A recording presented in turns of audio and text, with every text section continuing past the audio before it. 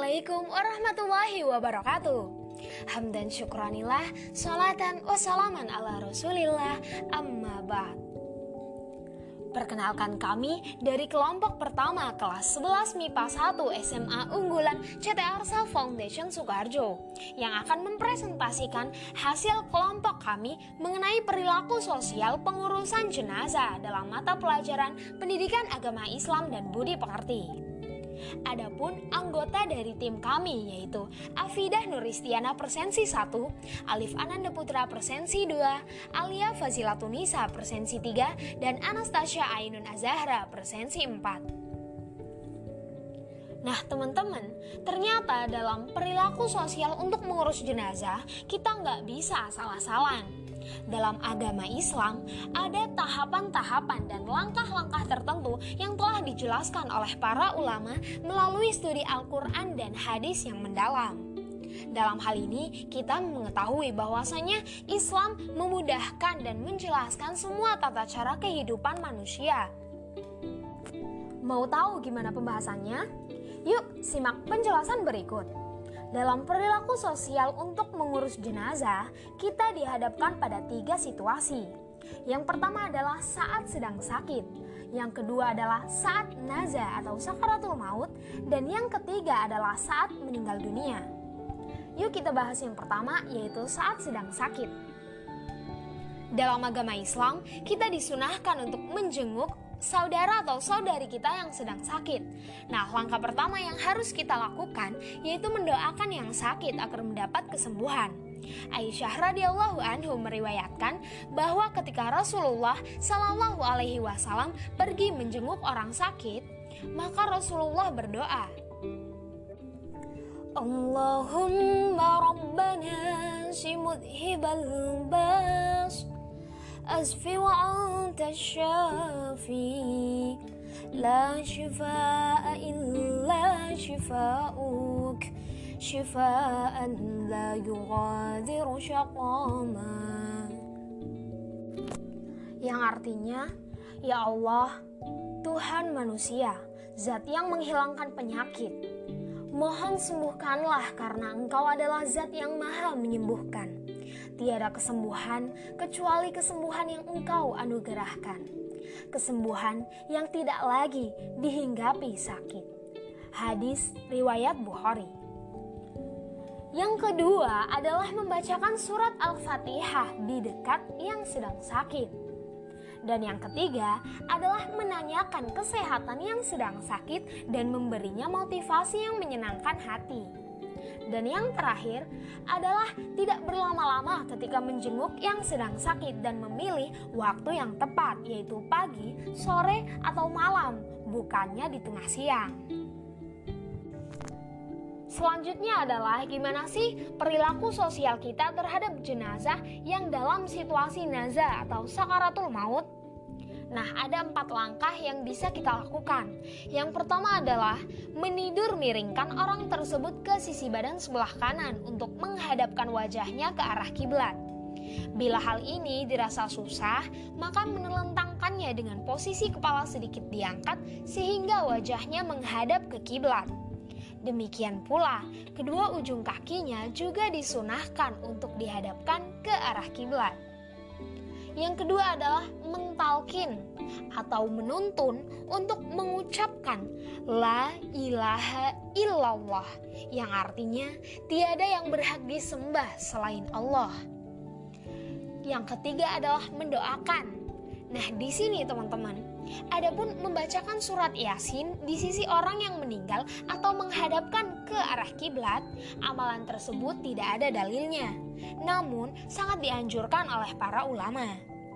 Nah, yang terakhir yaitu yang keempat, yaitu mengucapkan perkataan yang baik. Nah, selanjutnya adalah kita akan membahas bagaimana perilaku sosial terhadap jenazah ketika jenazah itu telah meninggal dunia. Jika sudah meninggal dunia, maka orang-orang yang ada di sekitarnya harus melakukan hal-hal berikut ini, teman-teman. Yang pertama adalah memejamkan mata mayit. Yang kedua adalah mendoakan. Yang ketiga adalah menutupnya dengan kain yang meliputi semua anggota tubuhnya. Tapi jika yang meninggal sedang melakukan ihram, maka kepala dan wajahnya tidak ditutupi. Yang keempat adalah bersegera menyelenggarakan jenazahnya setelah yakin bahwa ia sudah betul-betul meninggal. Yang kelima adalah menguburkan di kampung tempat ia meninggal. Tidak memindahkan ke daerah lain kecuali dalam kondisi darurat. Karena memindahkan mayat ke daerah lain berarti menyalahi perintah mempercepat pelaksanaan jenazah. Yang keenam adalah bersegera menyelesaikan utang-utangnya, semuanya dari harta si mayit itu sendiri. Meskipun sampai habis hartanya, maka negaralah yang menutupi utang-utangnya setelah ia sendiri sudah berusaha membayarnya. Jika negara tidak melakukan hal itu dan ada yang berbaik budi melunasinya, maka hal itu diperbolehkan oleh agama Islam. Nah, teman-teman, itu tadi adalah perilaku sosial dalam pengurusan jenazah menurut syariat Islam. Ada apa aja tadi? Yang pertama adalah ketika di mana si jenazah itu dalam keadaan sakit. Dan yang kedua adalah di mana si jenazah tersebut saat sedang nazah atau sakaratul maut. Dan yang ketiga adalah saat jenazah tersebut telah meninggal dunia. Dan dari ketiga poin itu kita sudah membahasnya satu persatu dengan langkah-langkahnya sendiri. Sekian dari kelompok kami. Wassalamualaikum warahmatullahi wabarakatuh.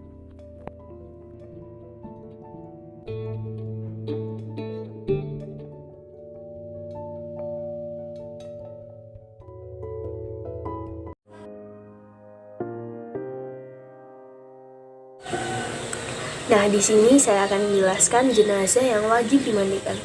Yang pertama adalah seorang muslim ataupun muslimah. Yang kedua, ada tubuhnya. Yang ketiga adalah kematian bukan karena mati syahid.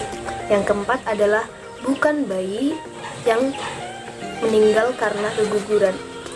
Jenazah yang tidak wajib dimandikan. Yang pertama adalah mereka yang meninggal karena mati syahid. Yang kedua adalah bayi yang meninggal karena keguguran. Dalam hal memandikan jenazah, lebih diutamakan dilakukan oleh kalangan keluarga. Jika jenazahnya perempuan, maka yang wajib memandikan adalah perempuan.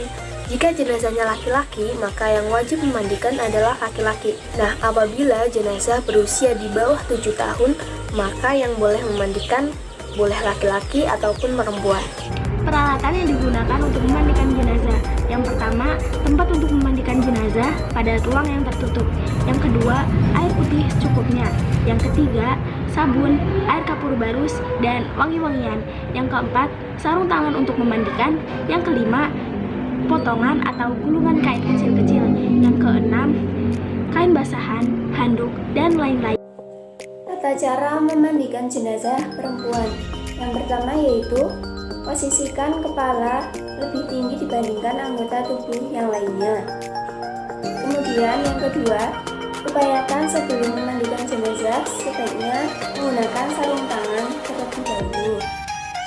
Kemudian yang ketiga, ganti kain menggunakan kain yang basah agar auratnya tidak terlihat.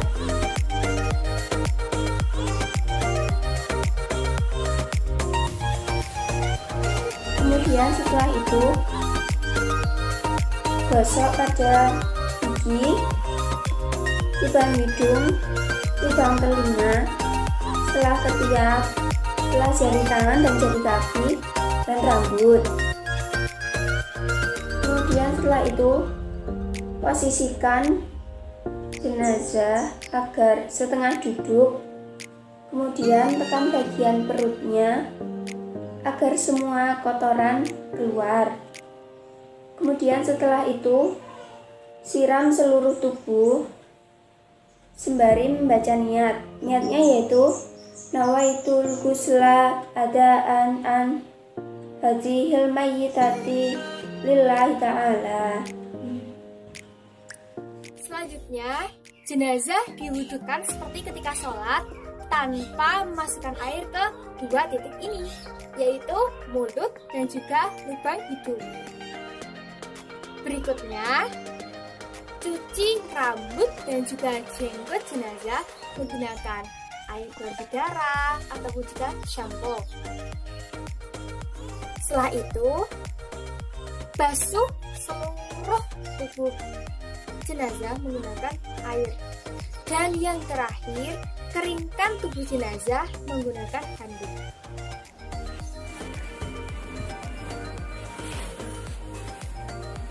Cara memandikan jenazah laki-laki. Yang pertama, letakkan jenazah laki-laki ini dengan kepala lebih tinggi. Yang kedua, upayakan yang memandikan sebelum memandikan jenazah menggunakan sarung tangan.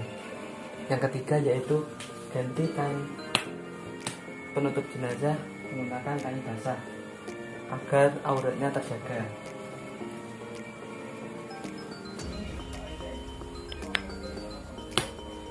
Kemudian yang keempat, bersihkan gigi, lubang hidung, lubang telinga, celah-celah jari dan tangan, dan rambut. Kemudian yang kelima yaitu angkat kepala seperti setengah duduk, kemudian tekan perut hingga kotoran keluar semua. Kemudian siram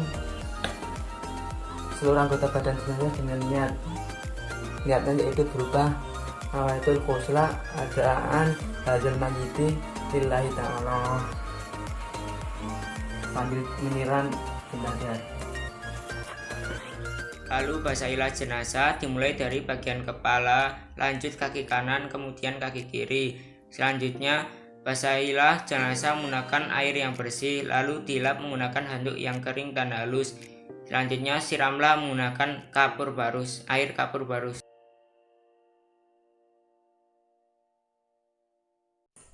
Assalamualaikum warahmatullahi wabarakatuh. Di sini kami akan menjelaskan bagaimana cara mengkafani jenazah. Cara mengkafani jenazah. Alat-alat yang harus dipersiapkan. Yang pertama, kain kafan. Untuk jenazah laki-laki membutuhkan 3 helai kain kafan. Dan untuk jenazah perempuan membutuhkan 5 helai kain kafan. Ukur kain kafan berdasarkan lebar tubuhnya.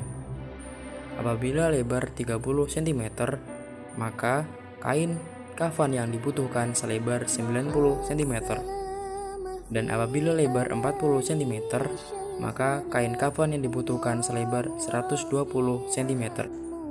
Jadi ukurannya adalah lebar tubuh dikalikan 3 untuk ukuran kain kafan. Ukuran kain kafan pada panjang tubuh. Apabila panjang jenazah 180 cm, maka kain kafan dilebihkan 60 cm. Jadi panjang kain ditambah sepertiga dari panjang tubuh jenazah. Gunting kain kafan secukupnya untuk tali pengikat jenazah. Jumlah tali pengikat harus ganjil, yakni 5. Yang kedua adalah kapas. Kapas digunakan untuk menutup lubang hidung dan lubang telinga pada jenazah. Yang ketiga ada minyak wangi cendana, digunakan untuk memberi pewangian pada jenazah. 4. Pengukur meteran, digunakan untuk mengukur panjang tubuh dan panjang kain kafan. Yang kelima ada perlengkapan jenazah. Bagi jenazah laki-laki menggunakan baju, pengikat kepala dan cawat, dan bagi jenazah perempuan menggunakan baju, kerudung, dan juga cawat. Yang keenam ada kapur barus. Hal-hal yang harus dilakukan dalam mengkafani jenazah. 1. Mengoleskan minyak wangi pada jenazah disertai dengan kapur barus. 2. Siapkan kain kafan beserta talinya dan pindahkan jenazah ke atas kain kafan. Letakkan tali di bawah kain kafan. Yang ketiga, berikan kapas pada lubang telinga dan lubang hidung pada jenazah. 4. Pakaikan perlengkapan pada jenazah laki-laki seperti baju, mengikat kepala, dan cawat. Begitu juga dengan jenazah perempuan, pakaikan baju, kerudung, dan cawat. Kemudian tarik kain kafan sebelah kiri diikuti dengan ujung kain kafan sebelah kanan. Setelah itu ikat dengan simpul yang bisa dibuka. Jenazah sudah dikafani dan siap untuk disolatkan. Terima kasih. Wassalamualaikum warahmatullahi wabarakatuh.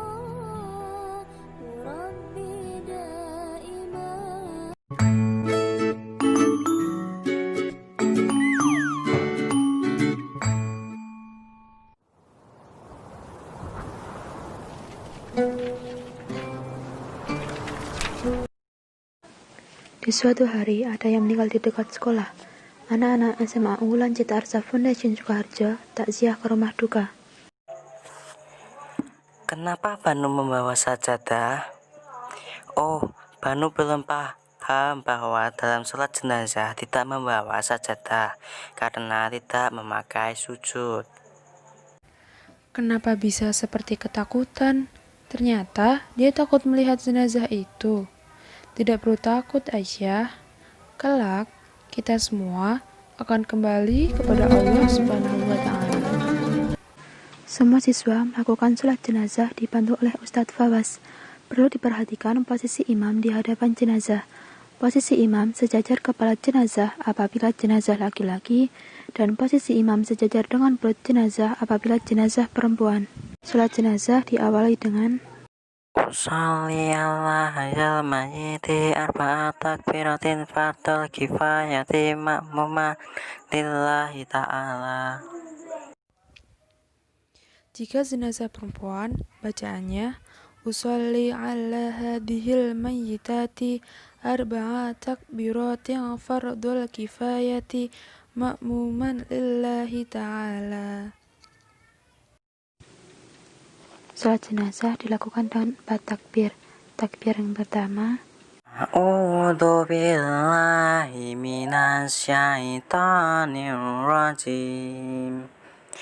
Bismillahirrahmanirrahim. Alhamdulillahi rabbil alamin. Ar-Rahmanir-Rahim. Maliki yaumiddin. Iyyaka na'budu wa iyyaka nasta'in. Ihdinas siratal mustaqim. Siratal ladzina an'amta 'alaihim ghairil maghdubi 'alaihim waladdallin. selanjutnya takbir kedua membaca sholawat. Allahumma sholli ala sayyidina Muhammad wa ala ali sayyidina Muhammad. Takbir ketiga, jika jenazah laki-laki membaca Allahumma firlahu warhamhu wa'afihi wa'fu anhu. Jika jenazah perempuan, Allahumma ghafir laha warhamha wa'afiha wa'fu anha. Takbir yang keempat membaca doa untuk keluarga jenazah. Jika jenazah laki-laki membaca Allahumma la tahrimna ajrahu wa la taftinna ba'dahu waghfir lana walahu. Untuk jenazah perempuan, bacanya Allahumma la tahrimna ajraha wa la taftinna ba'daha waghfir lana walaha. Lalu diakhiri dengan salam. Mudah bukan? Semoga bermanfaat. Terima kasih telah menonton.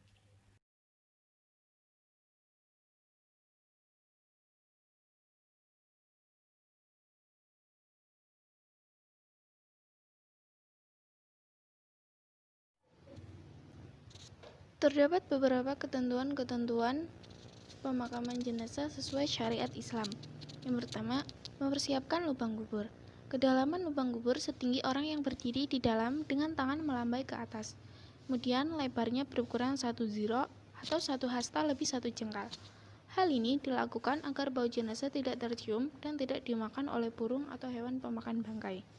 Kedua, jenazah diletakkan di tepi lubang menghadap kiblat, kemudian di atasnya ditaruh papan kayu atau yang semacamnya dengan posisi agak condong agar tidak langsung tertimpa tanah. Ketiga, cara memasukkan jenazah ke kubur yang terbaik adalah dengan mendahulukan memasukkan kepala jenazah dari arah kaki kubur. Yang keempat, para ulama menganjurkan supaya ditaruh tanah di bawah pipi jenazah sebelah kanan setelah dibukakan kain kafannya dari pipi itu dan ditempelkan langsung ke tanah. Simbol tali yang mengikat kain kafan juga dilepas.